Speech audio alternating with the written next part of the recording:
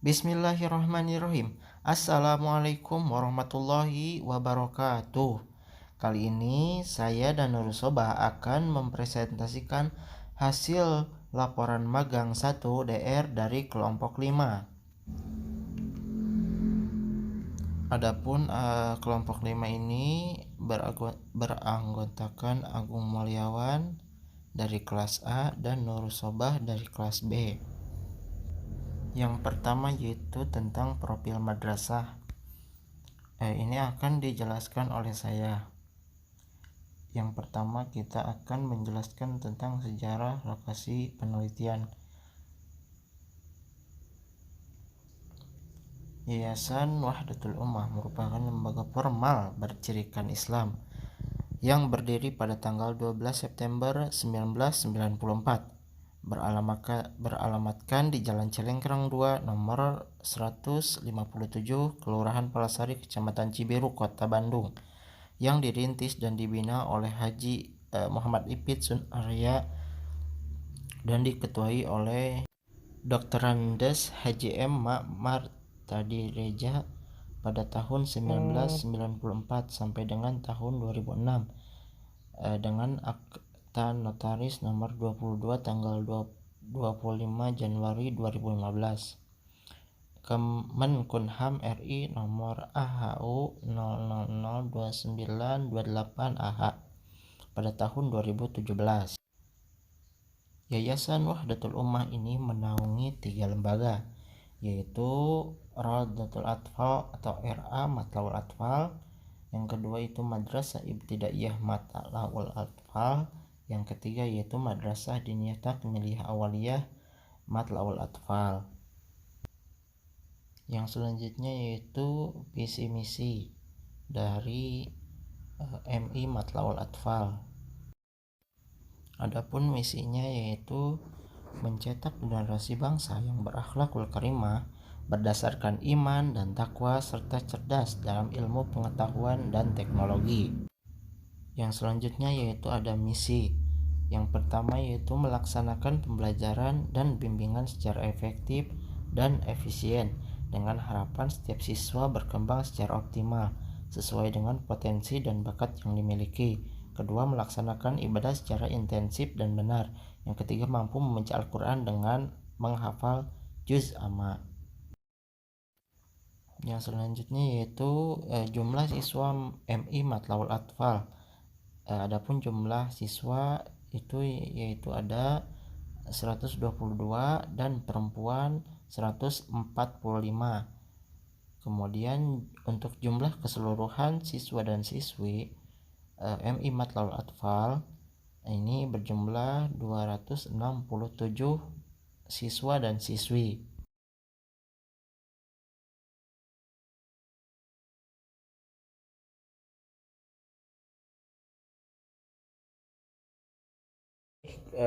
Selanjutnya saya akan menjelaskan tentang proses pembelajaran di MI Matlabul Atfal. Ketika kita kemarin sedang melaksanakan magang 1 DR di MI Matlabul Atfal, setiap harinya kita diberi tugas untuk mengamati proses pembelajaran. Adapun yang kita amati dalam proses pembelajaran di MI Matlabul Atfal ini sangat banyak. Kita memperhatikan guru, bagaimana cara guru mengajarkan adik-adik di sekolah siswanya melalui media telekomunikasi atau melalui WhatsApp maupun Zoom ataupun Google Meet. Karena semenjak tahun 2019 sampai sekarang pembelajaran di MI Matlabul Atfal ini dilaksanakan secara daring atau pembelajaran secara jarak jauh. Alhamdulillah telah kita amati proses pembelajaran di MI Matlabul Atfal ini sangat baik. Tentunya dengan guru-guru yang baik yang mengedepankan pendidikan dan tujuan yang baik. Dalam proses pembelajaran, guru ini melakukan tahapan-tahapan dalam proses pembelajaran. Dalam kegiatan pembelajarannya itu terdapat pendahuluan, kemudian kegiatan intinya apa saja, dan juga penutup. Tentunya dalam pembelajaran di MI Matlaul Atfal ini, guru ini melaksanakan pembelajaran ini sesuai dengan KD dan KI serta tujuan pembelajaran, yang mana KD dan KI ini sangat penting, dan juga tujuan pembelajaran ini sangat penting untuk nantinya proses pembelajaran ini dapat dicapai dengan baik oleh siswa di MI Matlaul Atfal. Adapun kegiatan pendahuluan yang dilakukan oleh guru ketika proses pembelajaran itu mengucapkan salam, menyiapkan ruang kelas dan media pembelajarannya, mengkondisikan siswa untuk siap belajar, itu semua dilakukan oleh guru MI Matlaul Atfal sesuai dengan yang dilakukan dengan sebaik mungkin. Mengucapkan salam, guru melakukannya, memeriksa kehadiran siswa ataupun memberitahukan tujuan pembelajaran kepada siswa itu tentunya dilakukan oleh seorang guru di MI Matlaul Atfal. Kemudian dalam kegiatan intinya,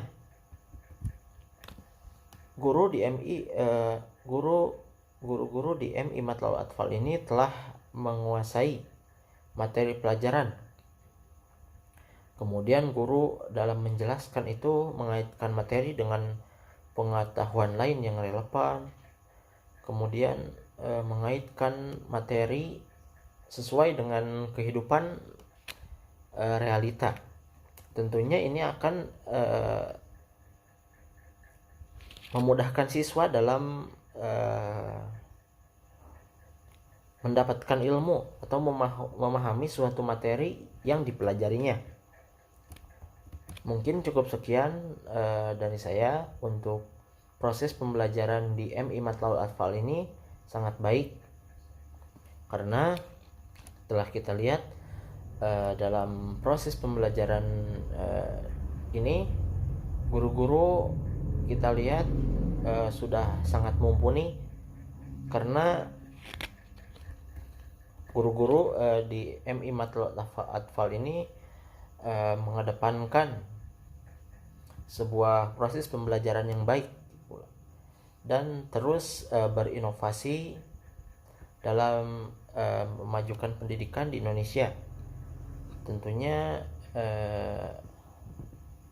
dengan usaha guru-guru di sana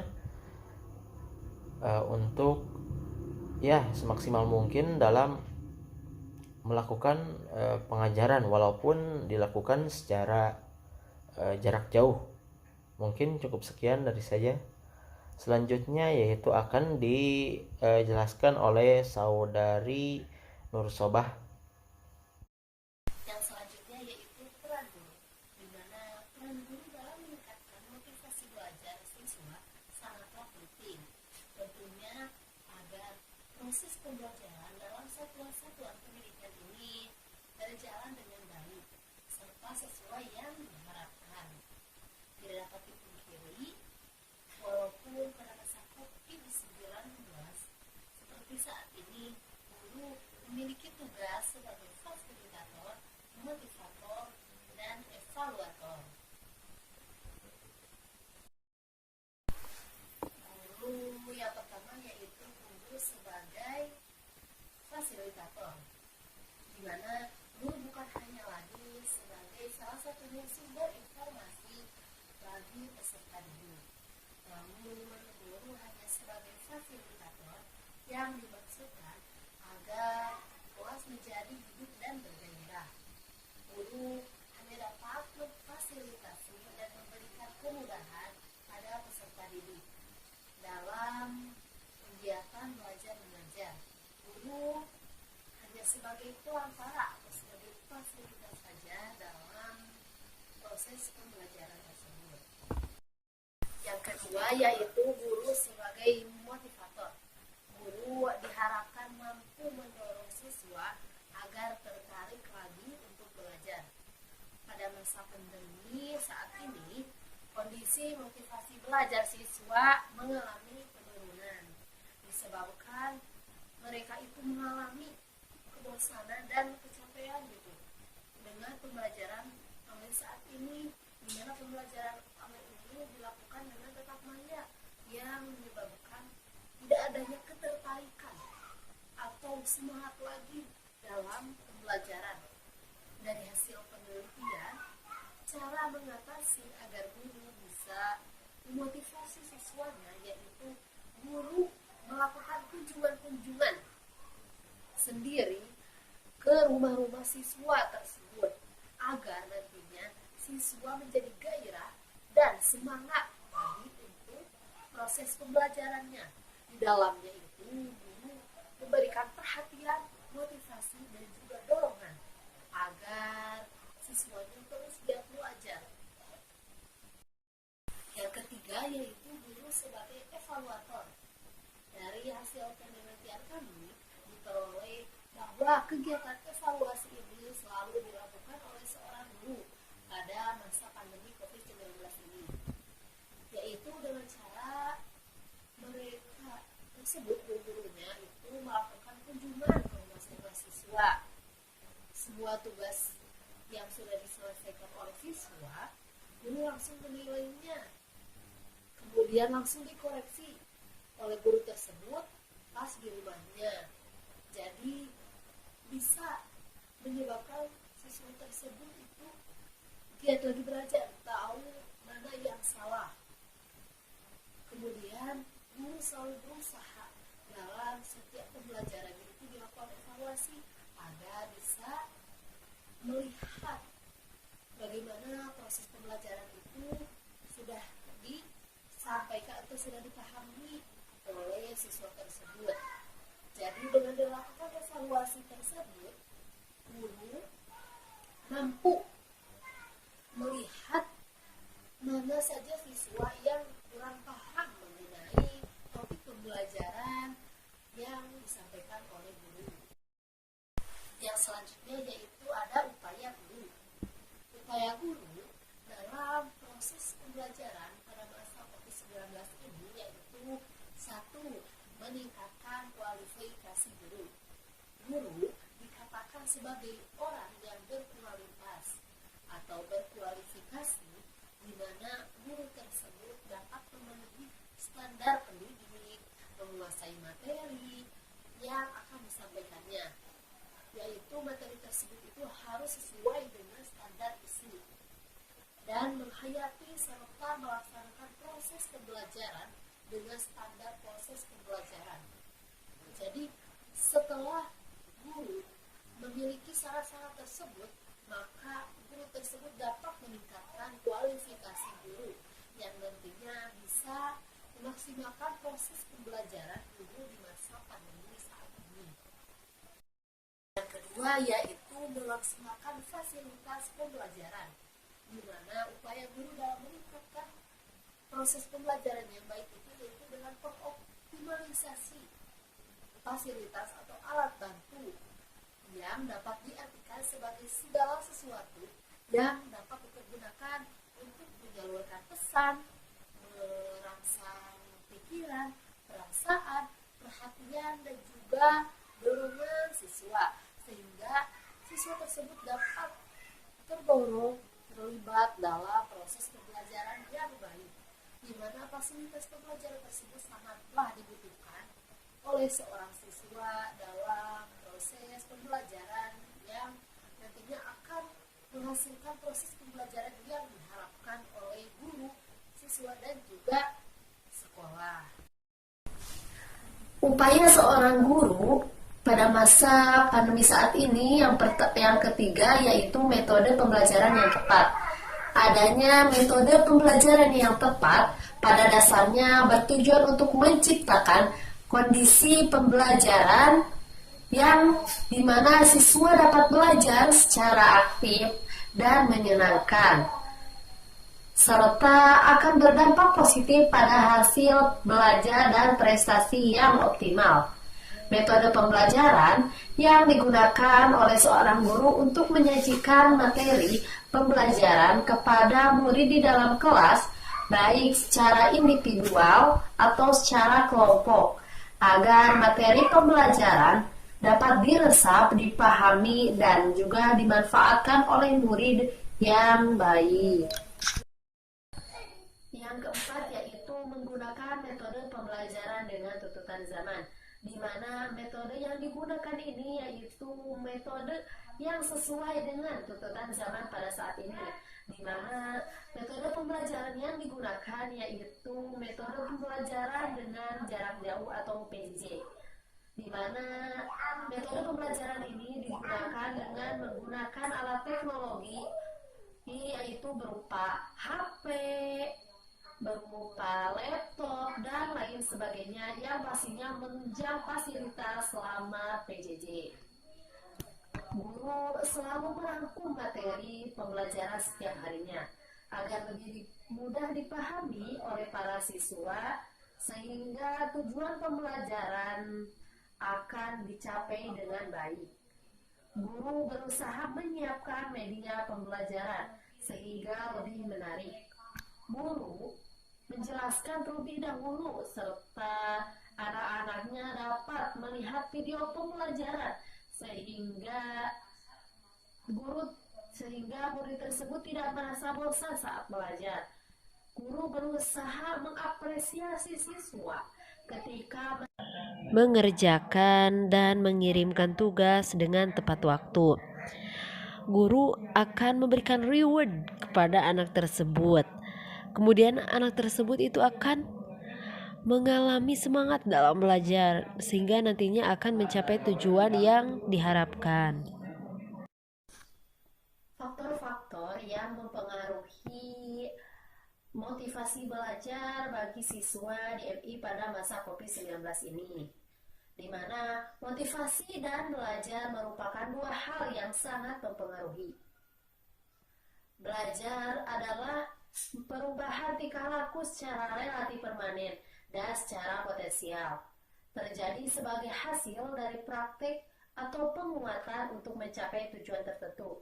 Sedangkan motivasi dapat dikatakan sebagai keseluruhan daya penggerak di dalam diri, sehingga yang menimbulkan motivasi tersebut itu dapat sebagai daya keseluruhan penggerak di dalam diri seseorang, sehingga tujuan yang akan dikehendakinya itu akan tercapai.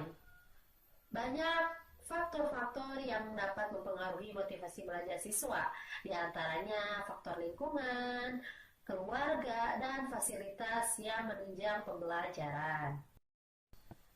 Faktor-faktor yang berperan penting dalam meningkatkan motivasi siswa dalam masa belajar di masa pandemi saat ini, yaitu yang pertama ada guru, yang kedua orang tua, dan yang ketiga adalah siswa, di mana guru harus dapat memfasilitasi siswa sehingga tercipta pembelajaran yang menyenangkan, di mana guru tersebut itu harus menciptakan suasana semenarik mungkin agar anak didik tersebut itu bisa belajar. Proses pembelajarannya tersebut itu sangat happy dan mudah dipahami.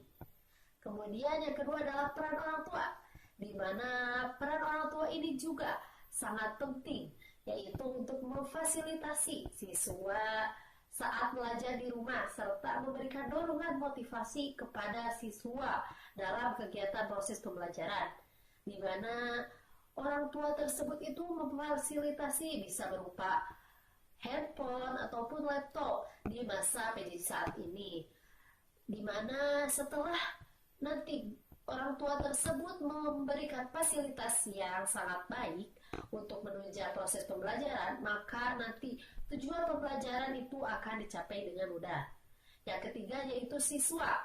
Siswa sendiri pun harus memiliki semangat dalam dirinya untuk belajar, untuk mendapatkan hasil pembelajaran yang baik, di mana dengan sesuatu yang timbul dari diri siswa sendiri itu akan mengakibatkan suatu motivasi atau suatu daya menarik yang merangsang proses pembelajaran itu mudah dipahami dan juga mudah dimengerti oleh seorang siswa tersebut. Jadi peran guru juga upaya guru dalam meningkatkan motivasi belajar serta faktor-faktor yang dapat mempengaruhi proses pembelajaran itu akan nantinya menciptakan suatu proses pembelajaran yang sangat menyenangkan dan juga mudah dipahami oleh siswa. Terima kasih.